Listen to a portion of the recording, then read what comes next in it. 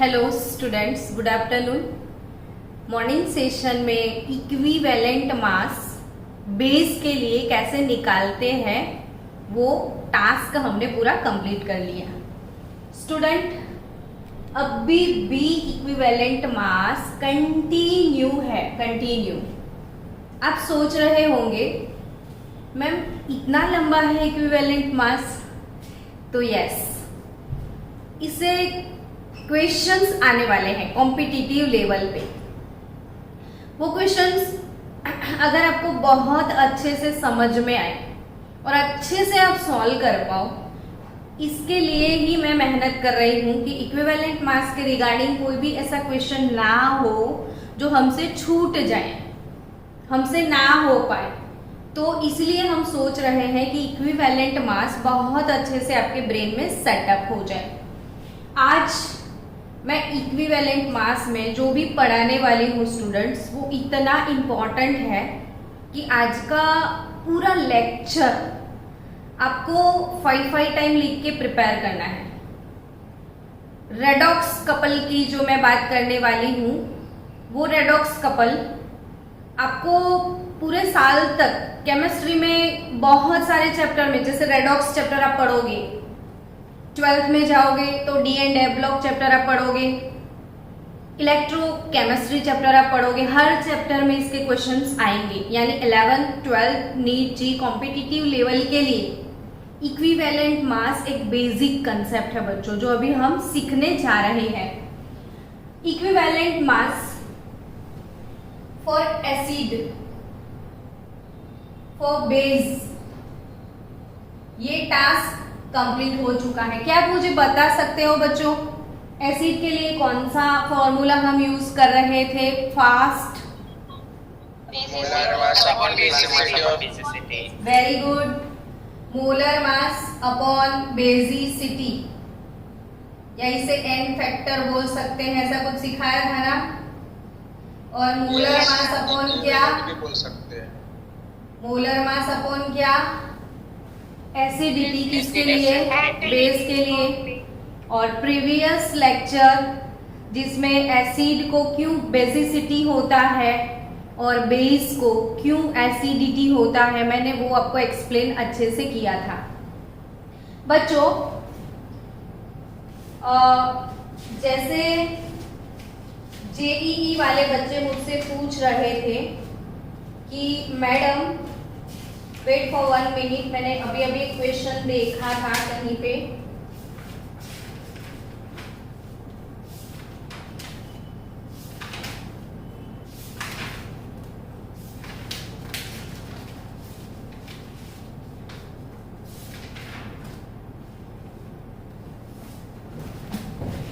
Wait for 1 minute.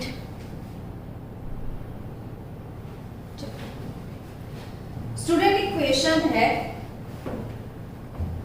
कि मैंने आपको इक्विवेलेंट मास पढ़ाया, अब कैसे कैसे क्वेश्चन आएंगे, ठीक है, थोड़ी क्वेश्चन एबिलिटी भी हमारी हो जाए। मेरे पास अब ये बुक है एनसीईआरटी एररलेस केमिस्ट्री। सो जी मेन वाले बच्चे जो मुझसे पूछ रहे थे, मैं नीट वाले बच्चों को तो दिखा चुकी हूँ कि आप नीट चैंपियन यूज करना, बट जेईई मेन वाले बच्चे आपके लिए बुक बहुत अच्छी है, मुझे पसंद है पर्टिकुलरली। तो एररलेस, जी मेन वाले बच्चे एररलेस ला सकते हैं। एक क्वेश्चन है एररलेस से, हम अभी सॉल्व करेंगे कि द इक्विवेलेंट वेट, क्वेश्चन आप लोग भी लिखो कि द इक्विवेलेंट वेट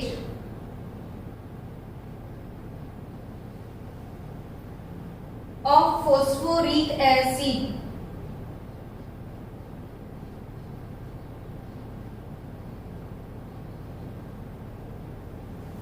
H3PO4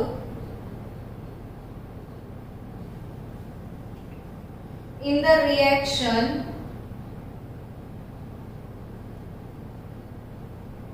आप लोग नोट डाउन भी करना साथ साथ, NaOH plus H3PO4 gives NaH2PO4 plus H2O, ये क्वेश्चन है। और ये क्वेश्चन है एम्स और BHU जो स्टेट वाइज कॉम्पिटिटिव एग्जाम होती है, एक ये और एम्स 1999 का।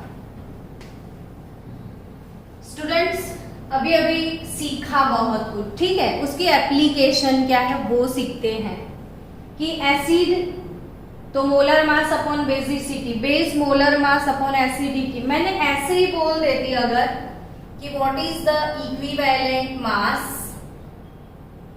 ऑफ H3PO4, तो बच्चों आपने अब तक सीखा उसके हिसाब से मुझे इस क्वेश्चन के लिए नहीं, अभी मेरा ये क्वेश्चन है what is the equivalent mass of H3PO4, मुझे उसका आंसर सिर्फ दो। मैंने 2 मिनट दिए आपको, कम ऑन फास्ट बच्चों, मेरे क्वेश्चन के हिसाब से मुझे आंसर दो, चलो फास्ट, 2 मिनट। 36.66। क्या? 36.66। 36.66 कैसे आंसर निकाला बोलो?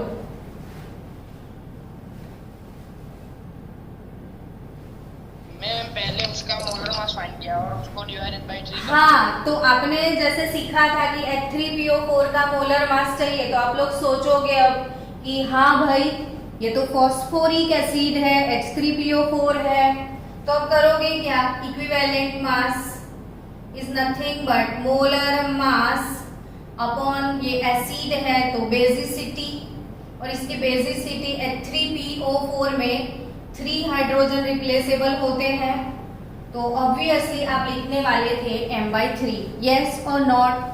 सबको क्लियर? यस।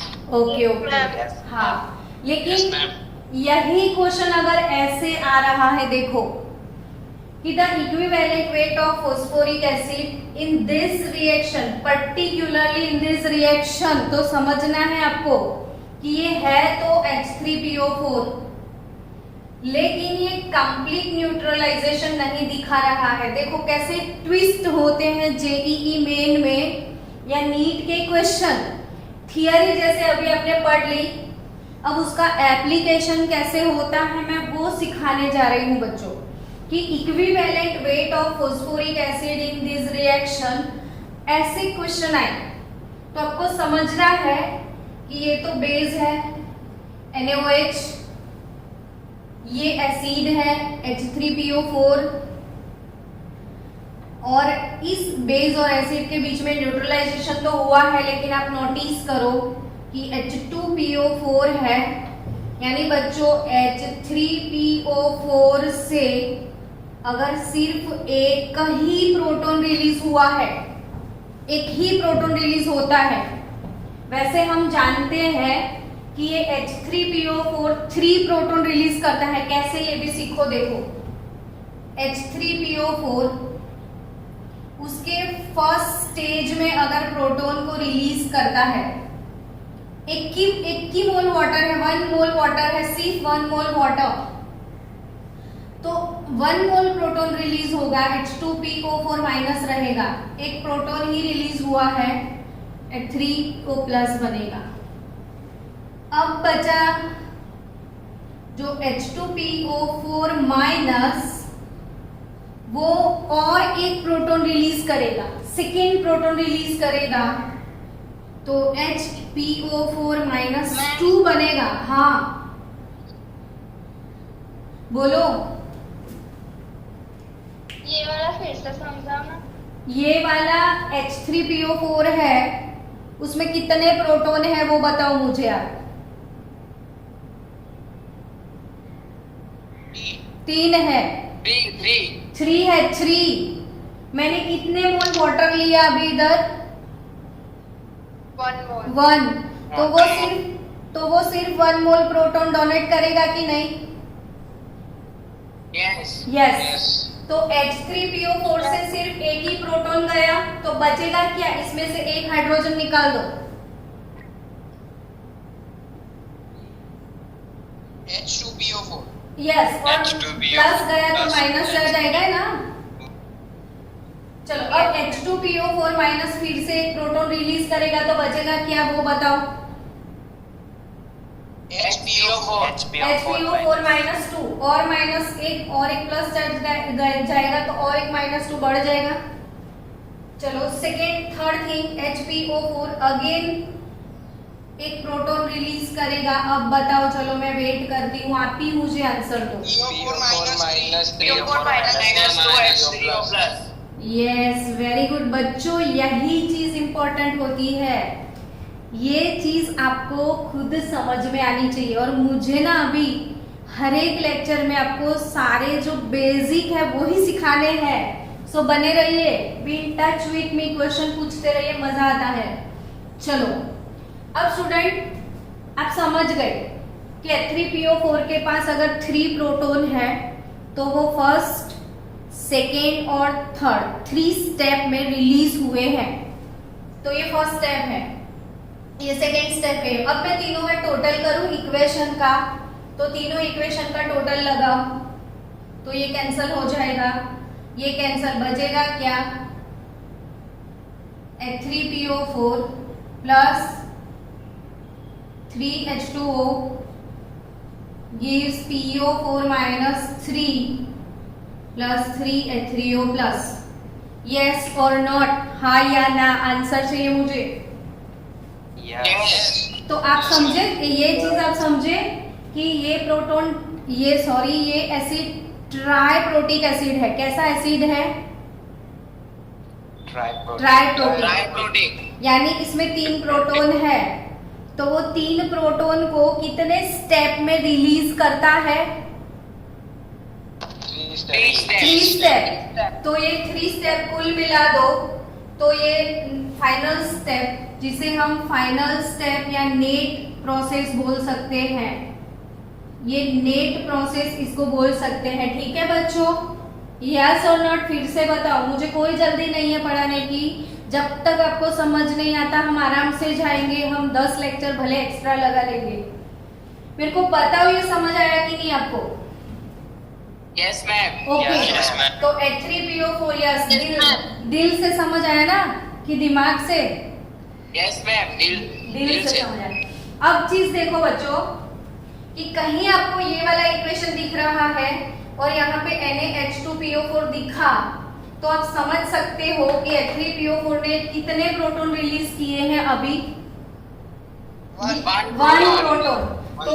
तो अगर इस इक्वेशन के हिसाब से इसका इक्विवेलेंट मास हम लिखते हैं, इस इक्वेशन के हिसाब से अगर हम इसका इक्विवेलेंट मास लिखते हैं तो इक्विवेलेंट मास मिलेगा उसका मोलर मास बाय 1 ओनली।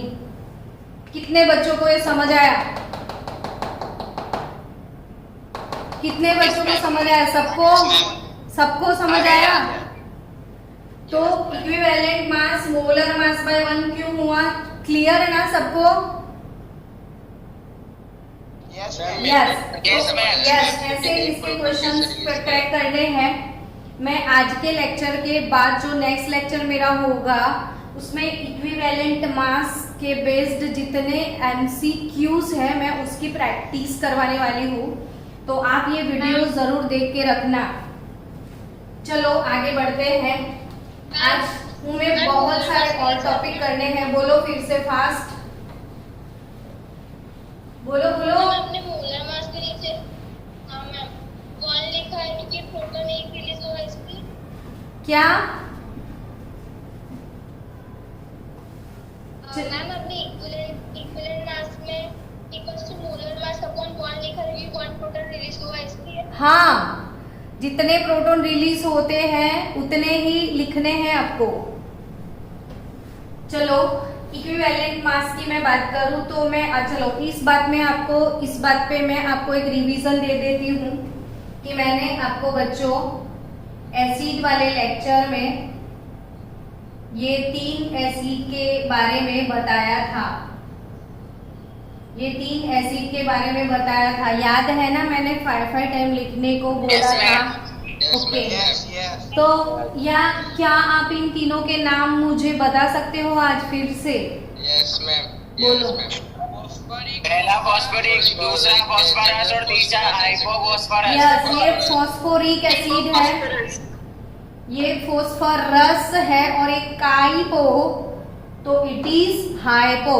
अब मेरे को ये बता सकते हो कि ये तीनों एसिड में भले आपको 3 प्रोटॉन दिखते हैं, क्या तीनों का इक्विवेलेंट मास कैलकुलेट करने के लिए सेम फॉर्मूला है? नो नो, इसका इक्विवेलेंट मास m/3 था, है ना? इसका Yes. m/2 था और इसका था m/1। याद आया? तो इसमें तो 3 Yes, प्रोटॉन है। 3 प्रोटॉन होते हुए भी क्यों हमने m/1 लिखा है, वो बताओ आप। जो सिर्फ एक प्रोटॉन रिलीज करता है। कि क्योंकि टीचर उसमें पहले वाले में 3 OH थे, दूसरे वाले में 2 और तीसरे यस, वाले में तो ये ट्राइबेसिक था, ये डाइबेसिक था, ये मोनोबेसिक था। तो ये कंसेप्ट सबका क्लियर है? यस ना? ओके, चलो नेक्स्ट बच्चों। अगर कोई कंपाउंड नहीं, अभी एसिड बेस हो गया, चलो हम आयोनिक सॉल्ट की बात करते हैं। एसिड बेस से जो बनता है सॉल्ट, वो है आयोनिक सॉल्ट। और अगर वो कहीं आयोनिक सॉल्ट है तो उसका इक्विवेलेंट मास कैसे कैलकुलेट करना है वो सीखते हैं। आयोनिक सॉल्ट फॉर एग्जांपल मेरे पास NaCl है, नाम बोलो आप। सोडियम क्लोराइड, Na2SO4 है, sodium sulphate, Al2SO4 sodium sulphate, aluminium sulphate. Okay okay okay बच्चों, क्यों ये टॉपिक? तो ये topic not only for 11th but also for whole chemistry. 12th में आपको बहुत सारे ऐसे टॉपिक है जिसमें ये आयोनिक कंपाउंड्स अगर है, चैप्टर 2 है, चैप्टर 3 है, तो सब में आयोनिक कंपाउंड को कैसे डिसोसिएट किया जाता है, इसमें नंबर ऑफ पार्टिकल्स कितने होते हैं, वो सारी फिनोमिना पक्के से पता होनी चाहिए, पक्के से आपको पता होनी चाहिए। तो ऐसी कंडीशन में आपको कन्वर्जन पूछ सकते हैं। सपोज ऐसा कोई क्वेश्चन आ सकता है कि 8 molar Al2SO4 thrice is dash normal Al2SO4 thrice, यानी मोलारिटी का नॉर्मलिटी में कन्वर्जन करना है या नॉर्मलिटी का मोलारिटी में कन्वर्जन करना है, तो भी हमें इक्विवेलेंट मास चाहिए, इक्विवेलेंट नंबर चाहिए। तो 12th में चैप्टर 2, चैप्टर 3 ब्लैंक हो जाएगा, बहुत कुछ समझ नहीं आएगा अगर आज आपने कुछ मिस किया है।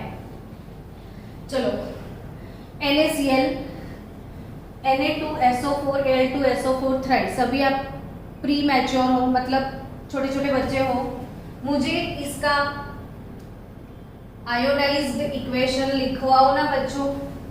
फॉर एग्जाम्पल NaCl के लिए आप लिखोगे Na+Cl-, इन दोनों का सोचो आप, 2 मिनट दिए आपको। 2Na+SO4 very good. अब लग रहा है प्रज्ञा मैडम का क्लास है और ये प्रज्ञा मैडम के बच्चे हैं। 2Na+SO4 -2 है ना? चलो इसको सेपरेट करके दो मुझे। 2Al3+SO4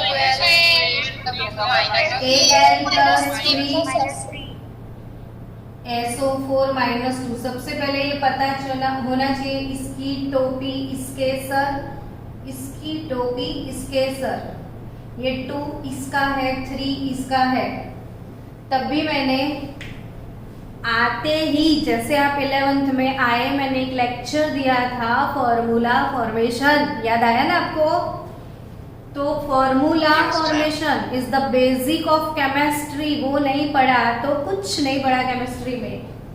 तो Al2SO4 थ्राइस, ये ऐसे सेपरेशन हुआ इसमें पता होना चाहिए कि L+3, लेकिन कितने मोल L+3 है, तो 2 मोल और 3 मोल इसमें सल्फेट है। ये वाले कंपाउंड में 2 मोल L3 है, 3 मोल सल्फेट है, तो ये आयोनाइजेशन हुआ। अब बच्चों इसमें टोटल चार्ज, इसका इक्विवेलेंट मास कैसे निकलता है, तो ये जो NaCl है वो एक आयोनिक कंपाउंड होता है। तो NaCl को देखा जाए बच्चों तो Na+Cl-, Na+Cl-,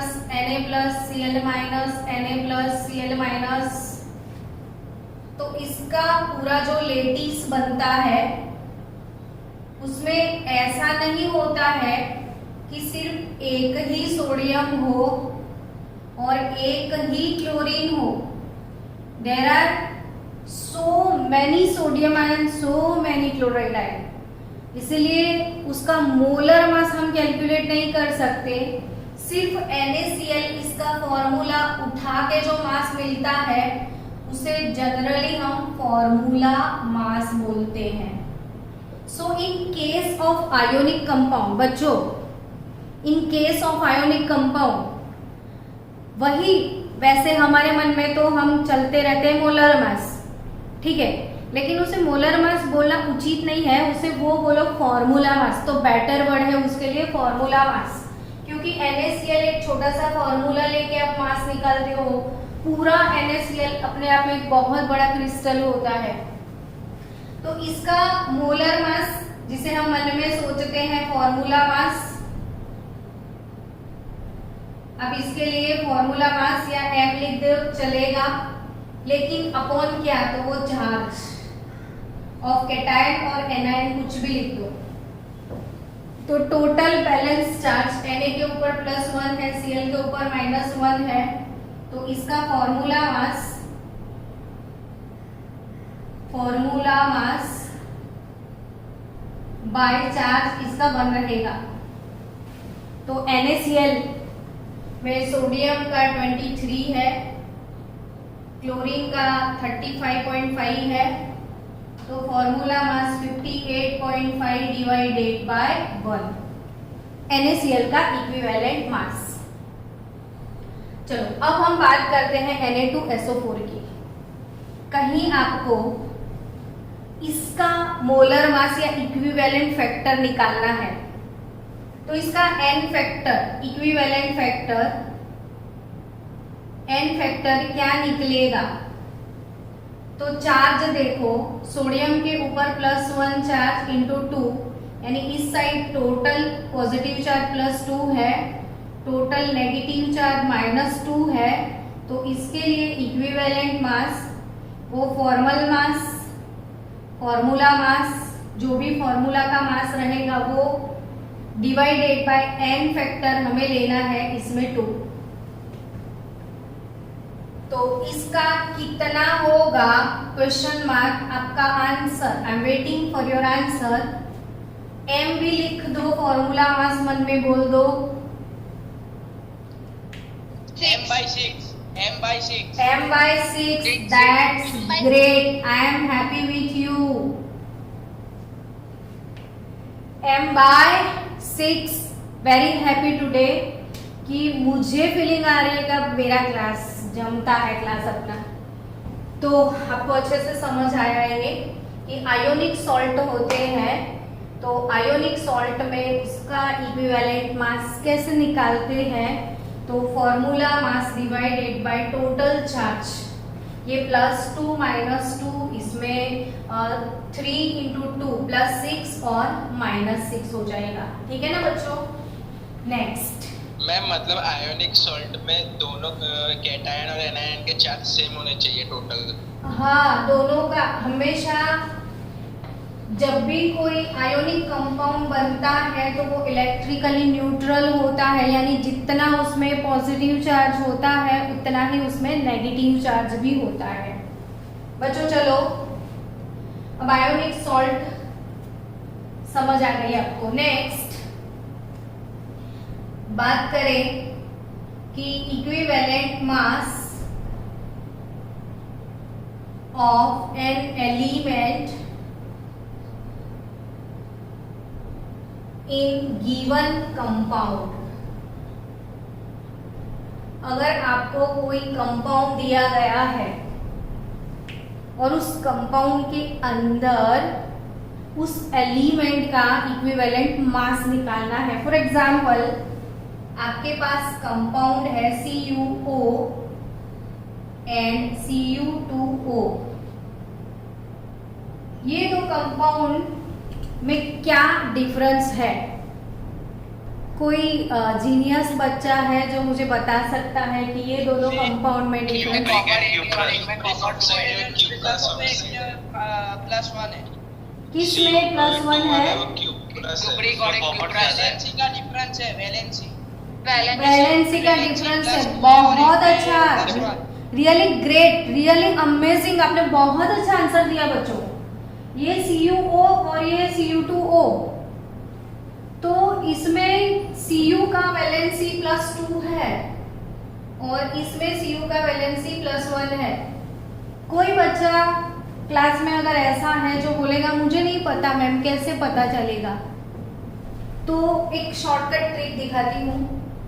ये CuO है और ये Q2O है। मैं इसको हमेशा Q2O बोलती हूँ, ये वेरी क्यूट है। अब इसको किसी भी एलिमेंट का ऑक्सीडेशन नंबर निकालना है तो उसका मेथड देखो कि ये कॉपर का मुझे नहीं पता है तो मैं X सपोज कर लूं। जिसका मुझे नहीं पता है उसके लिए मुझे X सपोज करना है, ठीक है।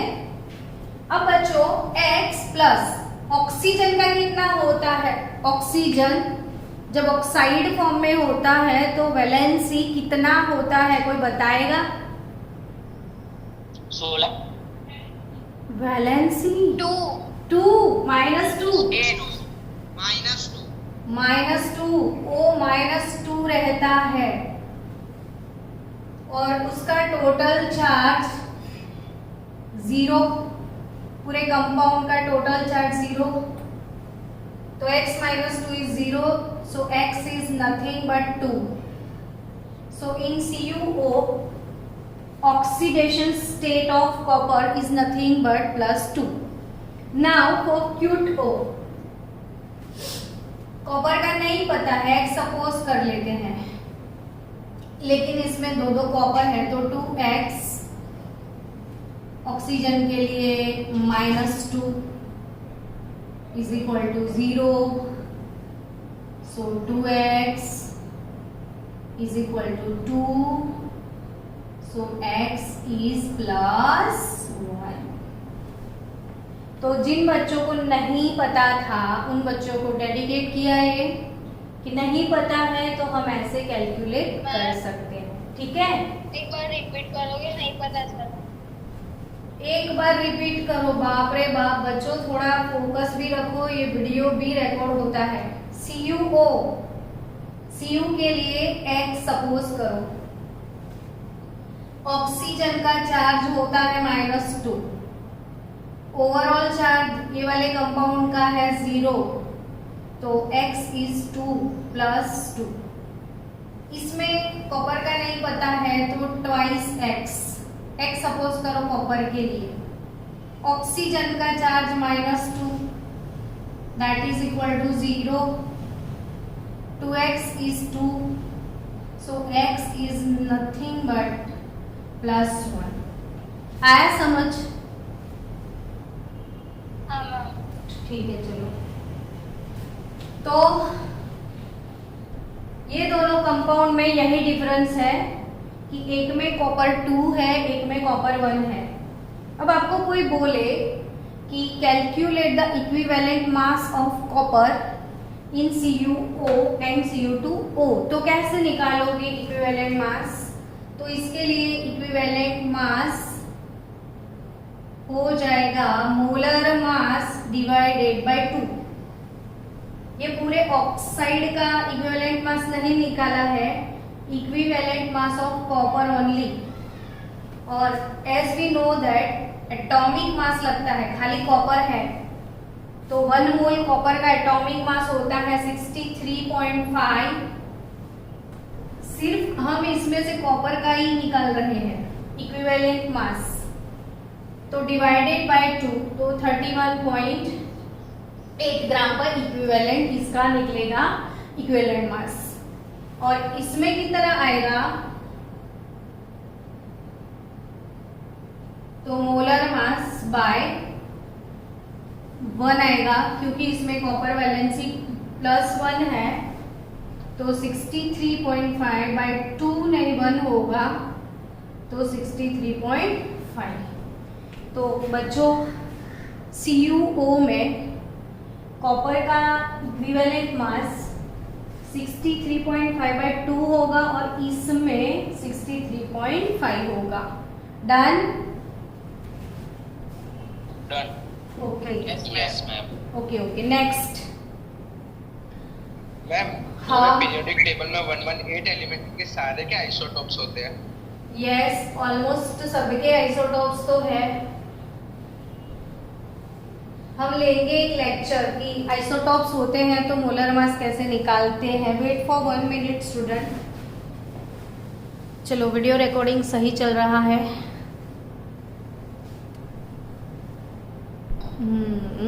एंजॉय। चलो students, next session equivalent mass में और भी एक इम्पॉर्टेंट टास्क है, और 12th वाले बच्चे मेरे पूछ के ये क्वेश्चन इतनी बार पूछते हैं, भूल जाते हैं बार बार। आप लोग मत भूल जाना। अभी मैं जो सिखाने जा रही हूँ उसको रिपीट करना बार बार, ताकि आपको प्रैक्टिस हो जाए बहुत अच्छे से। ये 12th में रोज आपको सताएगा, रोज। जैसे आपको पता है ना बच्चों, मैथ्स का फुल फॉर्म क्या है, बोलो। मैथ्स का फुल फॉर्म क्या है? मेरी आत्मा तुझे हमेशा हाँ, मेरी आत्मा तुझे हमेशा सताएगी। वैसे अभी जो टॉपिक पढ़ने जा रहे हैं वो आपके लिए ऐसा ही बोलने वाला है कि मेरी आत्मा तुझे हमेशा सताएगी। तो आप उसकी आत्मा को ठंडक दे देना। नहीं, आप उसकी आत्मा को ठंडक दे देना तो आपको सताए ना। चलो, हम अब सोच रहे हैं कि क्या पढ़ाए आपको, तो रेडॉक्स कपल के बारे में सोचना है। अब रेडॉक्स रिएक्शंस जब होते हैं, रेडॉक्स जानते हो रेडॉक्स क्या है? हाँ मैडम, इसमें रिडक्शन और ऑक्सीडेशन दोनों टाइम पे होता है। Read plus ox, where there is a oxidation there is always reduction। तू जहां जहां चलेगा मेरा साया साथ होगा, कि जहां रिडक्शन होता है वहीं पे साइमल्टेनियसली अगर ऑक्सीडेशन भी होता है तो वैसे रिएक्शंस को हम रेडॉक्स बोलते हैं। तो रेडॉक्स में बेसिकली कोई एक स्पीसीज का ऑक्सीडेशन होता है तो कोई एक का रिडक्शन होता है। तो आपको रेडॉक्स के लिए 2 इम्पॉर्टेंट ऑक्सीडाइजिंग एजेंट है, उनका इक्विवेलेंट मास पता होना चाहिए। और उसके लिए बहुत सारे क्वेश्चंस आपको बार बार मिलेंगे 2 साल के बीच में, कभी भी कहीं भी। तो ऐसा एक बेस्ट ऑक्सीडाइजिंग एजेंट है KMnO4। बेस्ट ऑक्सीडाइजिंग एजेंट है KMnO4, है ना। तो KMnO4 का इक्विवेलेंट मास क्या होता है? KMnO4 का इक्विवेलेंट मास, तो ये बेस्ट ऑक्सीडाइजिंग एजेंट है। याद रखना बच्चों, KMnO4 एसिडिक मीडियम में, बेसिक मीडियम में और न्यूट्रल मीडियम, तीनों ही मीडियम में ये वर्क करता है। इसे कोई भी मीडियम में डाल दो वो रिएक्ट कर लेगा, तभी मैंने उसको लेबल लगाया बेस्ट ऑक्सीडाइजिंग एजेंट। अब एसिडिक, बेसिक, न्यूट्रल की बात की जाए तो डिफरेंट मीडियम में वो डिफरेंट तरीके से रिएक्ट करता है। Different medium, different reaction. तो डिफरेंट मीडियम में डिफरेंट रिएक्शंस उसके कैसे होते हैं। तो KMnO4, चलो उसका आयोनाइजेशन बताओ बच्चों मुझे, KMnO4 का आयोनाइजेशन बताओ। K plus MnO4 minus. K plus MnO4 minus. अभी इसको क्या बोलते हैं MnO4 माइनस को? Manganese oxide. मैंगनेट आयन क्या बोलते हैं? पर मैंगनेट आयन, पोटेशियम पर मैंगनेट है ये। तो इसे बोला जाता है पर मैंगनेट। अब आपको आज से ये बात पता होनी चाहिए, ये है हमारा हीरो पर मैंगनेट आयन MnO4 माइनस। जब भी KMnO4 हम यूज करते हैं तो उसका जो एक्टिव स्पीसीज है MnO4 माइनस आयन, जो रिएक्शन में पार्टिसिपेट करता है, वो बेस्ट ऑक्सीडाइजिंग एजेंट है। तो उसके सामने जो भी रखेंगे उसका वो ऑक्सीडेशन कर देगा। तो MnO4 माइनस खुद रिड्यूस हो जाएगा। जो ऑक्सीडाइजिंग एजेंट होता है ना बच्चों, ऑक्सीडाइजिंग एजेंट वो दूसरों को ऑक्सीडाइज करता है और अपने आप को रिड्यूस करता है। तो आपको ये कपल याद रखना है, हमेशा ब्रेन सेट रखना कि अगर वो KMnO4 है, अगर वो एसिडिक मीडियम में वर्क करता है, एसिडिक मीडियम में, तो उसका मैंगनेट आयन, पर मैंगनेट आयन वो Mn+2 में कन्वर्ट हो जाएगा। मतलब क्या समझ नहीं आया, ऐसा सोच रहे होंगे। फॉर एग्जाम्पल मैंने MnO4 माइनस का रिएक्शन एसिडिक मीडियम में आयोडाइड से करवा दिया। अब ये तो है पर मैंगनेट, ये है ऑक्सीडाइजिंग एजेंट, ये I- को ऑक्सीडाइज करके I2 में कन्वर्ट कर लेगा, यानी इसने इसका ऑक्सीडेशन करके इसको I2 में कन्वर्ट किया। तो अब इसका खुद का क्या होगा? तो खुद वो रिड्यूस हो जाएगा किस में? Mn+2 में। आपको ये चीज याद रखनी है कि ये जो MnO4 माइनस है ये I- को ऑक्सीडाइज करता है, तो I- I2 में कन्वर्ट होता है और वो खुद रिड्यूस होके Mn+2 में चला जाता है। ये आपको याद रखना है। तो बच्चों फिर से समझो कि एसिडिक मीडियम में MnO4 माइनस हमेशा मैंगनीज 2 में कन्वर्ट होता है। अभी चलो मैंगनीज का ऑक्सीडेशन स्टेट निकालना है। अभी अभी मैंने सिखाया था कि इसके लिए X सपोज करना है आपको। अब आगे क्या लिखूं, सिखाओ मुझे। 4 × -2।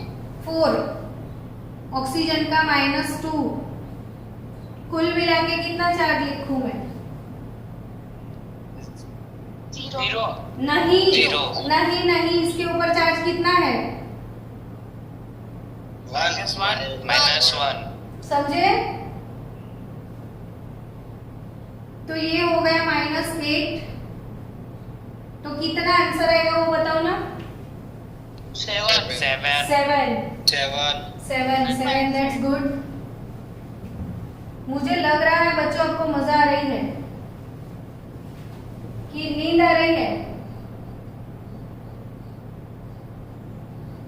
मजा आ रही है। यस। MnO4 माइनस में Mn का ऑक्सीडेशन नंबर 7 निकला, तो इसमें Mn का कितना निकलेगा?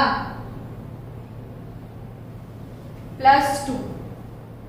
आपको क्या समझ में आया कि पहले था +7, अब हो गया +2, यानी क्या हुआ? डिक्रीज हुआ, इंक्रीज हुआ, क्या हुआ? डिक्रीज हुआ। डिक्रीज हुआ। और decrease by 5। That's great, 5। That's amazingly great, very nice.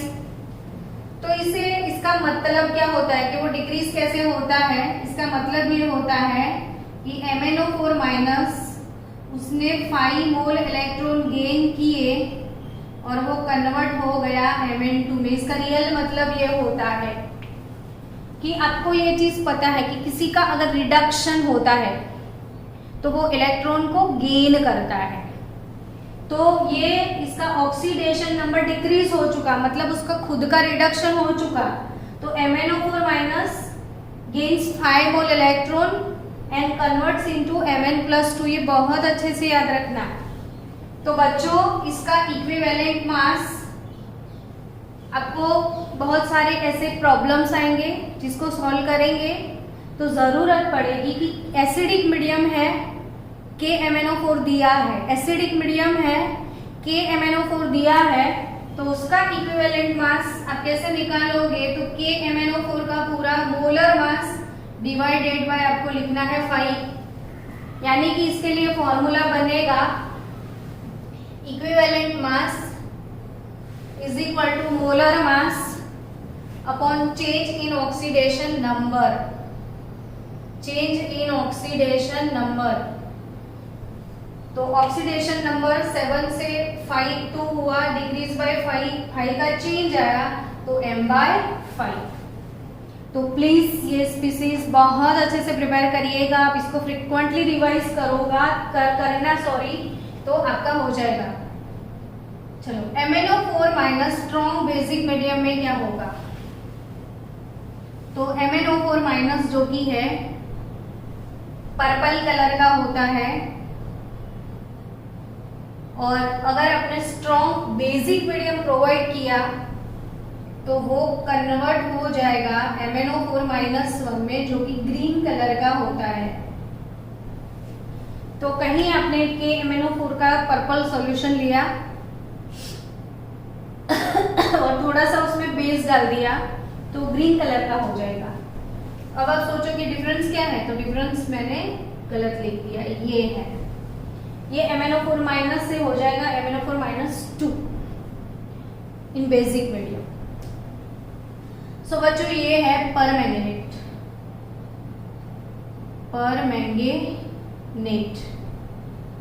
Permanganate. तो ये क्या है? मैंगनेट, मैंगनेट है ये। और ऑक्सीडेशन स्टेट निकालो तो इसका निकलेगा +7, इसका निकाल के दो ना ऑक्सीडेशन नंबर। MnO4 माइनस 2 में नहीं +6 +6 x सपोज कर लो तो +6 निकलेगा। What is the change in oxidation number? 1 +1 decrease by 1। अब इक्वेशन कैसे लिखना है वो दिखाओ। MnO4 माइनस कैसे लिखेंगे इसको? +6 इलेक्ट्रॉन +6 इलेक्ट्रॉन गिव्स क्या?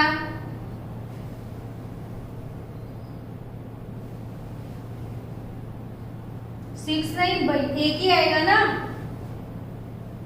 7 to 6 डिक्रीज बाय 1। तो MnO4 माइनस 2, तो इक्विवेलेंट मास बेसिक मीडियम में KMnO4 का क्या रहेगा? m/1, m/1। चलो न्यूट्रल मीडियम की सैर करवाते हैं आपको। न्यूट्रल मीडियम में MnO4 माइनस MnO2 में कन्वर्ट होता है। क्या आप मुझे दोनों साइड ऑक्सीडेशन स्टेट लिखा सकते हो? कमन फास्ट। +7 +4 +7 एंड +4। यस मेरे शेर लोग, ये है +7 और ये है +4। आप डिक्रीज बाय क्या बोलोगे? 3 कैसे लिखना है इस इक्वेशन को? MnO4 minus +3 electron +3 electron +4 electrons. Okay 7 से 4 हुआ ना, तो डिक्रीज बाय 3 नहीं हुआ? हाँ यस मैम। तो MnO2 ऐसे होगा। तो what is equivalent mass of KMnO4 in neutral medium? M/3। M/3। तो आपको स्क्रीनशॉट लेना है, तो जल्दी से फास्ट मुझे और एक ऑक्सीडाइजिंग एजेंट के बारे में सिखाना है। तो 2 मिनट दिए, स्क्रीनशॉट ले लो। चलो लेना है तो ले लिया। Okay, next.